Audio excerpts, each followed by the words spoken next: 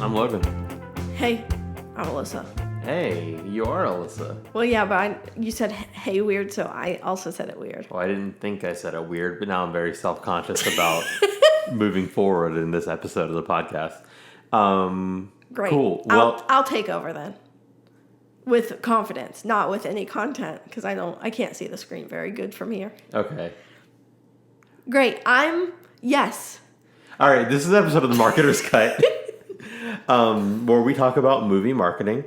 We're switching up our format a little bit for the summer, trying something new with all these big new summer releases, and we're going to be talking about one movie every week, one big movie that's coming out that week. We have plenty to talk about, so we're not going to be scraping the bottom of the barrel.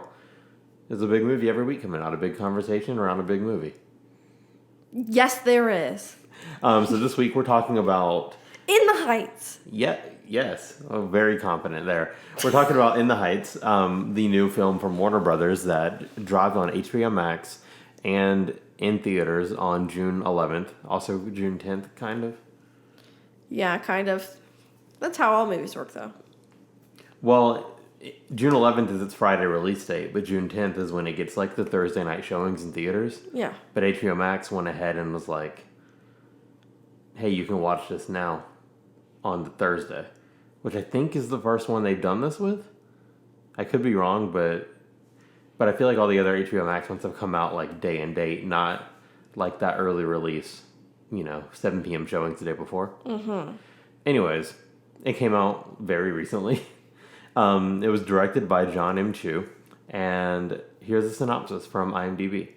A film version of the Broadway musical in which Usnavi, a sympathetic New York bodega owner, saves every penny every day as he imagines and sings about a better life. Accurate?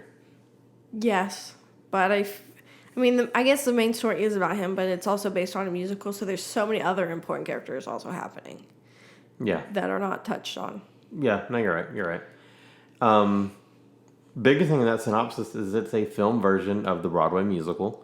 A musical that I was familiar with before this, and I don't want to sound all hipster, because I don't think it's what it is, but I was familiar with it before Hamilton as well. Mm-hmm. And loved it the first time I saw it. And it's apparently been in the works for a long time. We'll talk about that a bit later. But this was going to be a film even before Hamilton blew up. So, yeah, it wasn't like Hamilton blew up and, got the idea of Lin-Manuel Miranda and his, other works, popular enough to make a movie of and everything. Okay. So, but again, we'll talk more about that soon. This movie was originally slated for a June 2020 release. Obviously, due to COVID-19, that was pushed a full year to June 18th. And then more recently, they slid that release date up a week to June 11th. This was made on the very nice, sweet spot, mid-level budget of $55 million. Loving that mid-budget film. Why? It's just, and 55 is probably a little bit on the higher end of it, but there's too many super, super high-budget blockbusters. Or super, super low. Yeah, and there's a really nice space for that mid-budget thing, but for a lot of execs, it's like, if we're going to spend that much money, we need it to make a shit ton of money. Mm-hmm. And then when you get up to that level, it's like, we might as well spend the extra $100 million to make it a $150 million blockbuster, because we need this movie regardless to make $1 billion. Yeah. Or, $500,000. So the mid-budget has felt like it's been disappearing in recent years. But hopefully stuff like this can kind of help keep it alive, help keep it pushing, chugging along. Opening weekend. So, we talked on our summer box office predictions episode last week, and I mentioned that there was a Variety article that talked about how In the Heights was eyeing a $20 million opening, which would have been nice. Well, it only opened to $11 million. And I say only because it's under that $20 million expectation. Mm-hmm. And there's been a lot of conversation around this about how it's like a big flop. Interesting. Yeah.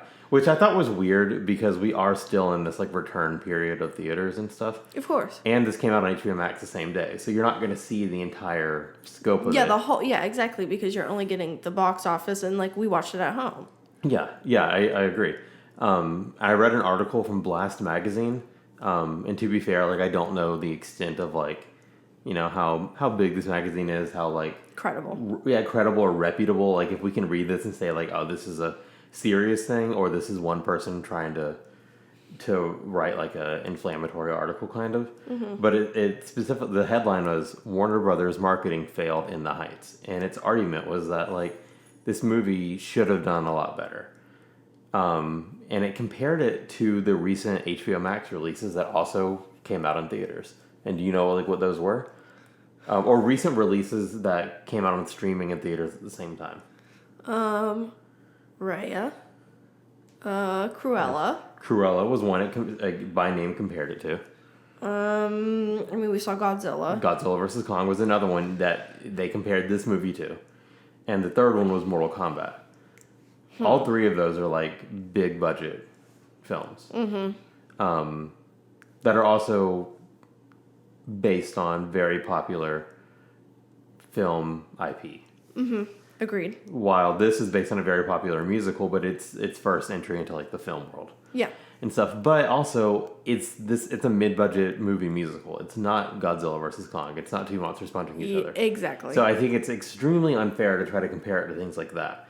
So I looked up some other musicals, and to be fair, like these may not be the best representation, but there's some musicals that came to mind, some successful ones, some less successful. Greatest Showman. How much do you think that opened to? Like we worked in a movie theater then. It was huge. It didn't start out huge, though. No. It grew big, fat, muscly legs that it got on leg day. It did get on leg day. Wow. So I can't even imagine. I'm also guessing like 20 million, maybe. No, 8.8 million opening weekend. Damn. Yeah, and that was pre-pandemic, pre-virus. Tell me right now, please tell me you have the full amount that it got. A little over $80 million. Now listen, I watched those college kids spend more than $80 million on that fucking movie. 80 million seems low. 80 million does seem low, but also given how slow it started, it had legs to reach that 80 million. You're not wrong about that. I'm just in my head when I'm thinking about the chaos that ensued every just random day. Yeah. Okay, let's keep going. Let's keep going. But I mean, again, during a pandemic, that movie, which was felt very popular, came out $8.8 million opening weekend. In the Heights during a pandemic, more. Made more. Cats was another one. I don't know if you could compare Cats. Yeah, Cats is a weird one because people, I don't think, were excited for it, but Cats is arguably one of the most popular musicals. Broadway musicals like around. $6.6 million opening weekend, but finished with $73 million. Doesn't sound bad, except Cats cost like over $100 million to make. Okay, well, do you have any other ones? Yes, La La Land. That was based on a musical? No, I'm not talking about based on musicals in these cases. Just movie musicals. Okay. So La La Land didn't have a big opening because it was more of a platform release. It was a slow rollout, playing that award season thing. But its biggest weekend, about like halfway through its run, halfway through the main chunk of its run, I would say, $14 million. Overall, this movie, it made like, I didn't write down the actual number, but it was something like 200 million worldwide, 300 million worldwide. See, I feel like none of these are exactly the same as like if you were to compare it to Hairspray. Okay, I could have looked at the Hairspray one's a bit older. It's not as recent. Well, yeah, but also I'd like to see it compared to Hairspray. Then maybe we'll do that. Maybe we'll talk about that on like our Twitter this week or something. Okay. We'll pull some more musical references and talk about it there. Perfect. Yep. So I guess the question is, did the marketing fail it? I don't think so. I don't know yet. Based on these other ones, like these all had legs. They kept performing, so we need to see if In the Heights keeps performing. Exactly, and then also we didn't get the HBO Max numbers. Yeah, and HBO Max isn't going to release them, and if they do, we can't trust them. They're going to say whatever makes them look best. Yeah. They have no obligation to tell us the truth. Or they can be very selective in the truth that they tell us. So we don't know. But again, I think it has a good start to it. Now, one thing that might hurt it is how big all the other movies are going to be this year. Yeah, that's true. There are some really big ones coming out soon, like Fast and Furious 9 is coming out very soon. I would say that there's been a large conversation around like the Afro-Latino representation in this film. We on this podcast are not going to say much about this. I'm going to link an article that explains everything that's been said about it by somebody who is much more suited to speak on this than we are. But essentially, the conversation has been that there's not nearly enough Afro-Latino representation in the film. And people involved in the film, specifically the director, have not had the best responses to this criticism. And kind of bringing it up here because, when I do research for these movies, like I just type in the movie title and then I start opening all my tabs from the Google results. It's the IMDb, the Wikipedia, the Rotten Tomatoes. And before I even got to Rotten Tomatoes, which is normally like very high in the results, there was an article about Lin-Manuel Miranda's response to all this criticism in the New York Times. So that showed up very high in the search results for this film, which I think is a sign that it is an impactful conversation going on around it. Yeah. And again, the people involved in the film have not had the best response to it. And that can definitely affect how this movie pans out. I agree. But again, we're going to link to an article that discusses that in detail. Highly recommend you read it. It's a really great read. It's in Refinery. It was on Refinery 29. And the tagline, or not tagline. Title is In the Heights, Colorism, Casting, Controversy. So again, find that in the show notes, and I'll tweet about it as well. So we're getting into Rotten Tomatoes now. It is very well received critically. 96% with critics, 95% audience score. But it's doing very well on that end. And Cinema Score has an A as well. So in terms of that critical reception, it is doing well.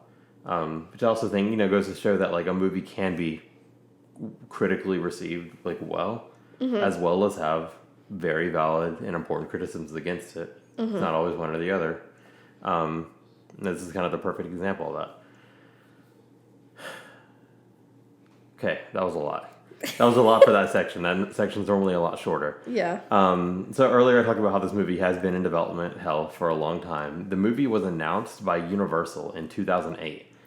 Oh my God. I was thinking you were going to say like 2012, and I was like, damn, so long ago. Yeah, and then you just added 4 years to that. I probably saw a high school production of it, like a statewide high school production of it in 2014 or 2015. Definitely one of those years. So, a while after even the movie was announced. And I hadn't even heard of it before I saw that production then. Well, what took him so long, Logan? What took him so... Well, so there were some issues with the director that they had for it. And it was canceled because they were trying to bring in a very high-profile, some very high-profile Latinx actors and stuff. They were trying to get like a Jennifer Lopez, and couldn't secure anybody that big, so it was canceled. And then it kind of shifted hands. It ended up with the Weinstein Company. And then with the Harvey Weinstein scandal, there were a lot of movies that like his name was removed as a producer on, and the rights were sold off. Like I remember, I actually think this happened with Paddington. I think it did because I remember when I worked at a theater during all of this, like we got new posters for a lot of movies, and really there were some very slight differences on the poster in terms of the design, but also like the studio logos on the bottom were different. But this happened with In the Heights. Of course, we didn't get poster changes because it never was actually being made at this point. And then the rights were sold to Warner Bros. For, I think it said for like $50 million, the rights to make the film. Okay. So then they got it, and it still took a while to make, but it started shooting in 2019, and then that's when it was supposed to come out in 2020, and got put. Yeah. Oh, God. Imagine just, like, fucking waiting to release this movie, and then a pandemic hits, and you're like, God damn it. So it went through a lot to get to the big screen. Yeah. But it made it. It did make it there. Let's talk about the trailer now. We watched it last week for our big episode. Do you have any major thoughts on the trailer? No. It definitely kept, I think, both of us interested. We were so pumped when we saw the trailer. And I really didn't know about it. You tried to have me listen to the soundtrack of the original. Yeah, and you didn't want Broadway. to until you saw the film. Well, I mean, I just, like, when I was listening to it, I couldn't get into it. And it didn't, I was used to Hamilton. And I feel like, to me, it didn't tell a story as coherently. There's probably more talking in between. Which, watching the movie, I don't know how true that really is now that I think about it, but I just, like, couldn't wrap my head around the whole thing. But the movie was very good. And, again, I think you kind of get what the movie's about in the trailer. What do you think? So the trailer had me excited for a couple reasons. Like, one, like, I do love Hamilton. And I had seen the musical before, so I knew, like, what it was generally about, what I was getting into. So I was very excited for it. The fact that John Chu was directing, the director of Crazy Rich Asians, like, I love that movie. Yeah, that movie was very good. And even though it's not a musical, that movie almost feels like a musical without music. Does that make sense? It's something about, like, the drama of it all. Yeah. Yeah, like, it's very over the top in some ways and, like, very theatrical, I feel like. Yep, I agree. So I was like, oh, he'll be perfect for this. So, like, the visuals of the trailer were amazing. You see, like, the pool scene, and you see, like, where they're walking on the wall, like, you know, that one scene. I think it looks amazing. The way the music was cut was so awkward to me. And I had trouble, like, vibing with that. Right. Because it had me, like, questioning, like, if I was misremembering how good the music was. Because it cuts, like, that opening song in the trailer in some really awkward ways. And I bet if you watched it now, you would notice, if you watch the trailer again after seeing the movie. Yeah. Because it's, instead of letting, like, one character get to, like, his whole section in, you have, like, him saying one line, and then one of the other, like, side character interjections in the song happens, like, right after, and then another character comes in right after, and it's cut very awkwardly. So it kind of had me, like, worried that maybe the music wasn't as good as I remembered. That wasn't true, but the trailer shouldn't have made me have to worry about that. Yeah. So I'm really mixed on the trailer. But I do think I had a lot going for it. That, like, I think it's overall a pretty good trailer. And again, you didn't notice the music stuff, so maybe not a lot of other people had an issue with it either. Yeah, good point. Cool. And then the poster. So I think this poster is kind of hilarious. I agree. It is kind of hilarious. And it's mainly because it has, like, the four main casts. It has from the creator of Hamilton, from the director of Crazy Rich Asians. You know, it's got a cool, like, art style, like this, like, painted graffiti-esque. Yeah. Except just in the bottom left corner, you have Lin-Manuel Miranda pushing his I mean, I don't know what Piragua means. I'm guessing it means something like shaved ice or snow cone or something. So his Piragua stand, which, like, I mean, he does have a song in the film, but he's a very minor character. And the only reason he's on that is because of who he is. Yes. So it's just very awkward. What do you think? It is very awkward, but it's also hilarious. Like, when you bring it up, I'm like, yeah, they really did just slap him on there. Slapping him right on there. Just for fun. Cool. So let's get some other stuff going real quick, and then we'll talk about our marketing ideas. I want to mention that this film, kind of similar to all the other Warner Bros. Releases on HBO Max, have a very strong, like, digital presence. Like, I've seen TikTok ads, tons of Twitter ads, ads on YouTube and everything. It's kind of everywhere. And I think that's becoming more prominent than things were pre-pandemic because it's easier to click on an ad and get to the movie. Now, it's not click on an ad and buy tickets to go watch the movie. It's click on it, go watch it on HBO Max. And kind of to focus on that too, like, the website was really interesting because the entire messaging on the website, it's, like, focused on the ability to customize your experience. So there's an HBO Max button, there's a purchase tickets button, and there's also a book private screening button, which is not something new. Like, theaters have always had this option, at least in our experience. It's always when anybody can rent out a theater if they ask. We would give them the details. If a movie's playing, they can rent out a private showing. They have to buy a certain amount of seats, and they're good. but that wasn't as like commonly known before theaters reopened after the pandemic. Yeah. So now it's something that theaters and studios are like heavily pushing because it's just another option for people to feel safe while going to the movies, and they're trying really, really hard to make people feel safe. You want to hear about one of the ways they're trying really hard that I discovered? Yes. So, do you know how like the movie rating system, the MPAA, is like a pretty much a board created by studios to rate their own movies. Essentially, it's like independent, but the idea is to avoid federal legislation or state legislation again to limit what they can do in movies. They'd rather have the say and keep that out of like the government's hands. Video games have the same thing with and the name of the video game one is it's on the tip of my tongue, but I can't remember it right now. But they have the same sort of thing. We just like rated E for everyone or rated T for teen. Like those aren't slapped on by governments; they're slapped on by a independent board that is created by video game makers. Yeah. Well, there's a new self-regulatory health and safety protocol organized by NATO, not the North American Trade Organization, not that NATO, but the National Association of Theater Owners. It's called Cinema Safe. There was a little sticker badge, like graphic on the In the Heights thing, on the In the Heights website. So I clicked on it to learn more about it. There's a website, cinemasafe.org, that was put together by NATO. It doesn't really mean anything. Like it's I mean, it doesn't. It's saying like, oh, these theaters are adhering to these cleanliness protocols and everything, but like we've known for a while how COVID works. Like wiping down a seat isn't how you stop the spread of COVID. It's, not being in a place unmasked, and it's just not possible when theaters are selling concessions. So like it means nothing. But it's a badge that they throw on there to make customers feel a little bit safer, and maybe to make legislators like feel like they're taking this seriously. We shouldn't interject. Yeah, exactly.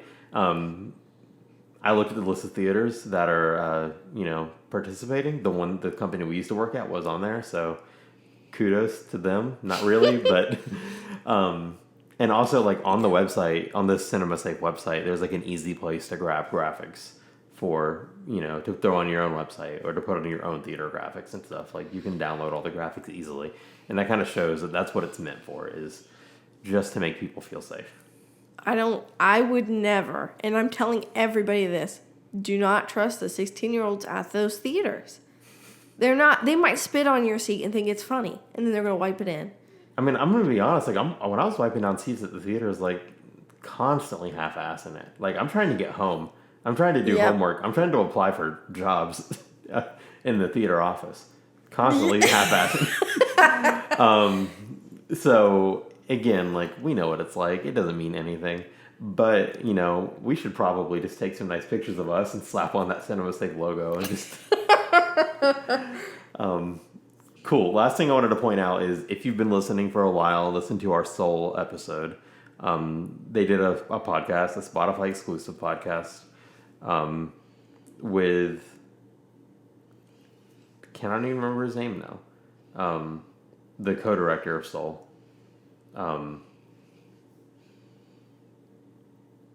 Kent Powers?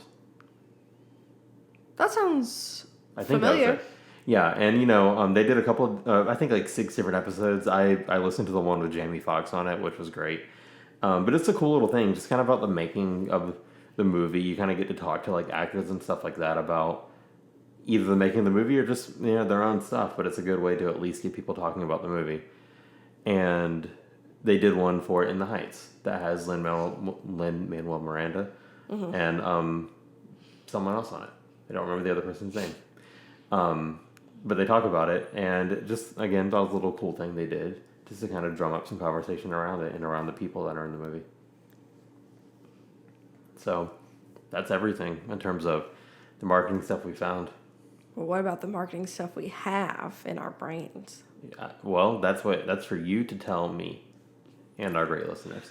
Okay, well, let me use my brain powers, and I'll just say the first thing that comes to mind, all right? Okay. You're trusting me a lot here, huh? Okay. That was me thinking really hard. So here it comes. Your face right now is too much. Okay. So, I mean, what do? You get the drama kids in on this. The drama kids are like in the Heights. I love that. So how do you get the drama kids in on it? Oh, Tell me. So one, drama kids are the worst. I used to be one. I can say it. They're the worst. But also, like, they will shell out for anything, and you don't even have to pay them.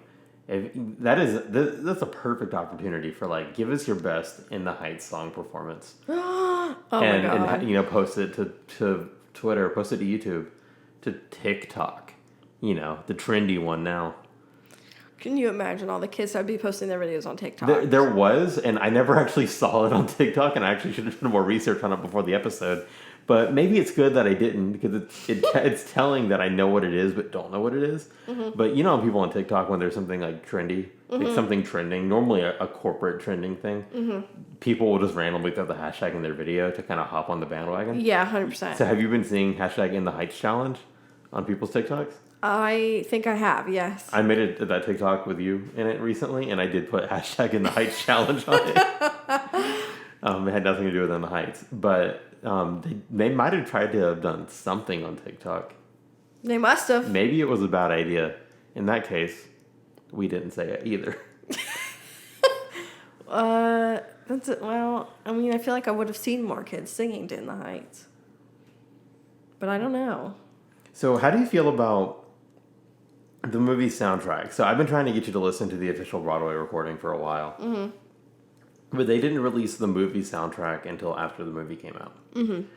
Which I can see for a lot of movies. It's like, oh, we don't want to spoil it. But the Broadway recording's already out there. Mm-hmm. So I feel like it would have been better to kind of drum up excitement for the movie with the soundtrack pre-release. But what do you think? I don't love it and I don't hate it. Okay. Because sounds like you'd go for the very lukewarm opinion of just releasing it a couple days after the movie comes out. Yeah, I mean, that's because I'm not going to listen to it before. I guess theater kids would.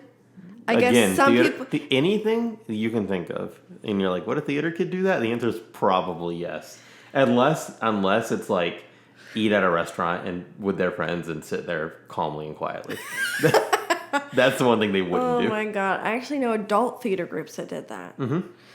Oh my God. Again, you know what they say. Once a theater kid, always a theater kid. So, I mean, I personally wouldn't, but I think that you're right. There are people who are like super into the musical who would have, I think even you would have possibly listened to it before. Yeah, yes.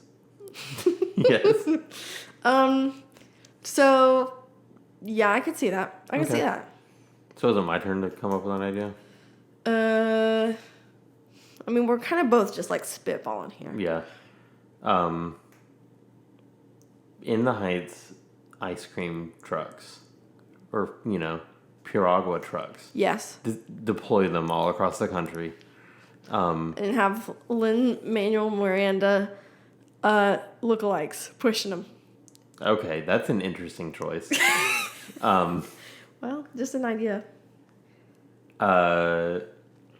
Well, see, I said trucks. You said pushing them. So are they pushing carts? Or are the trucks too cheap to give the trucks like an engine? So are they having to be pushed? It's not that they're cheap. People? It's just how it happened in the movie. I'm talking about a truck, though.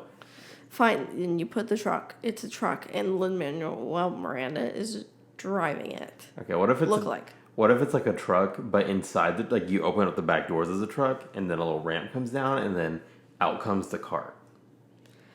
What if you drive it mysteriously into popular places? I love this shit. You go to New York, you go to Atlanta, you go to LA, and you drive the truck. It is a Lin-Manuel Miranda lookalike or him, because you're not doing it all at the same time. Yeah. The truck shows up, and, well, no, it has to be all at the same time. Sorry. It has to all be at the same time.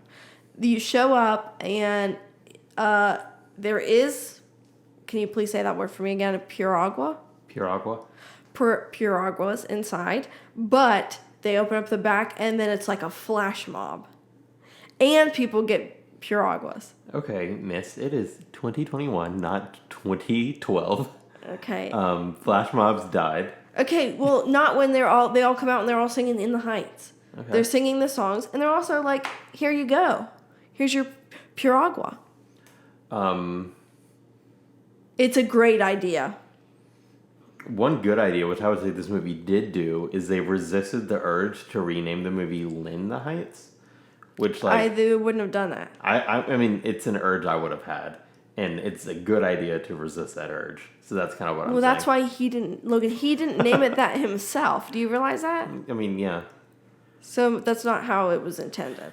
I mean, I know. I'm just saying. Okay.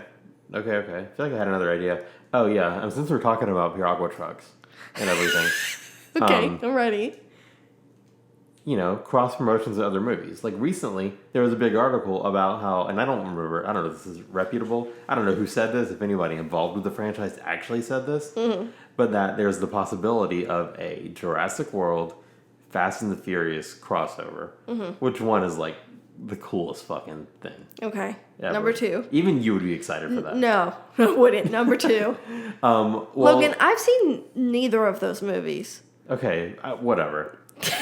Number 2. But while we're at it, let's just do an In the Heights Fast and the Furious crossover. I'm going to stampede over your idea because it's stupid. What do these movies have in common? Number 1, family. Number 2, trucks or cars. Number 3, there are no trucks in the Heights. There is a Piragua truck. Now, he is kind of the bad guy because he's like running like Miranda's Piragua cart out of business. But it's the future, baby. Trucks. Okay, well, I think your idea is dumb, and if you think of good creamy, icy desserts, the ice cream truck, instead of playing On the Floor by Shakira, it is playing just like some In the Heights instrumental songs. That's cool. And then these kids are like, and, they're humming to it, and they're like, Siri, what is this song? And they like hum it, and then it pulls up on their fucking phone. I want to know. I want you to know. Yeah. We are running a little late. We've great content. Daddy made you some content. Bo Burnham. No, you don't like that? No. I'm not cutting it. I do want you to know, though, that I was talking about the similarities between In the Heights and the Fast and Furious franchise and said 1, family, 2, trucks, 3, and then you started shitting on my ideas so hard, you interrupted me at number 3 and saved me from the fact that I didn't have a number 3. So thank you. I knew you weren't going to get very far with it, my guy, because then you stopped interrupting me, and I knew it was because you just kept interrupting me if you had something. And I know you. I see the smile on your face. I don't interrupt you. I did kind of interrupt you just now. Yep, exactly. No, I trust your ideas. And when you talk, I listen with all of my attention. And it's in my heart. Your words enter my ears and go to my heart. When did I say that? No, that's what I say. Oh, okay. About your words. Do we have any more ideas? No. Okay. Cool. Well, thanks for listening to our episode about Lin the Heights. Nobody's going to be able to find this episode now because they don't know what Lin the Heights is. Well, they're going to be able to find it because we're going to name the episode In the Heights for that sweet, sweet SEO, baby. But Lin the Heights is what they'll hear. I don't like the energy you're bringing today. I do not like the energy you're bringing. Okay, well, on that note, if you do like the energy we're bringing, find us on Twitter and Instagram at Marketers Cut. Find the podcast. You made a bump. Find the podcast anywhere you can find podcasts or on YouTube. Learn more at marketerscut.com. I want to thank Jacob Wall for his art. Find more of his work on Instagram at Jacob Art Wall. I did the theme song for this podcast. Hit me up if you want a podcast theme song. I'm free. And cool. So next week, I'm not sure what we're talking about. I think we might talk about Luca, the new Pixar film. Oh my god. But there might be something else big too, so we'll figure it out. You know we're talking about Luca, right? Okay, we're talking about Luca. It is going to be easy to watch because it's on Disney+. And, well, do we have to pay for it? No. And because I love Pixar. Yes. So I'm not giving you a choice. And I think I read a tweet about how they're going to Luca di Beppo. So, cool. Let's say bye now. Music is maybe already up now. Probably. I've probably already faded the music up. Well, now it's almost like we're being castaways right Don't. Don't. Last thing I need is the backyardigans taking us to court. Ahoy there, ahoy. We are castaways. We're stuck where we are with no house, no car. Castaways, ahoy. We are castaways. You can cut that wherever you need to cut it.